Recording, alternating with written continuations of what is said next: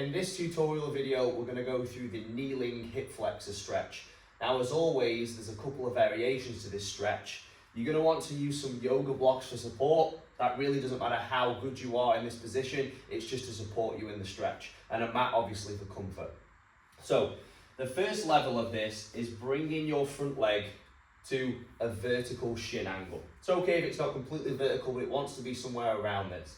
So, you're then going to extend the back leg as far as you need to feel the stretch. So this is where we're trying to stretch out the hip flexors. You might feel a little bit of a pinch on the hip flexors on this front leg, but we're trying to lengthen the back leg here. So this is where the blocks come in for support. Now, I want you to focus on keeping your chest up, because if you let the chest drop, you'll take the stretch off this rear hip. So chest is up, okay? Now you're going to hold that there for the prescribed amount of time in the program. What I might also give you on the program is pulses, which look like this.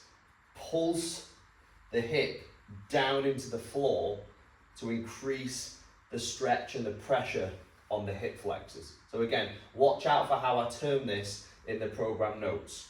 So it might be something like 15 pulses into a 30-second hold in your hardest position. Now, over time, the development from this is taking the back leg further and further behind you so it's straighter over time. So if you're starting in a position like this and this is pulled quite significantly, don't worry. Over time, the leg will be able to extend further behind the body.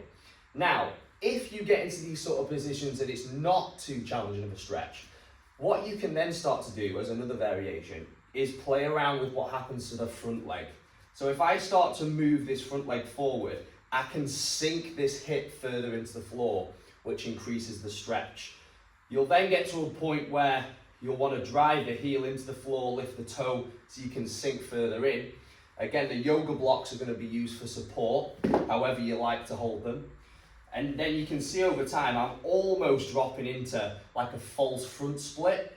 Now, you can use this for front split training, but let's not forget where we started in the beginning to stretch out the rear leg. You just choose somewhere on that spectrum, depending on your ability level and your flexibility of your hip flexors.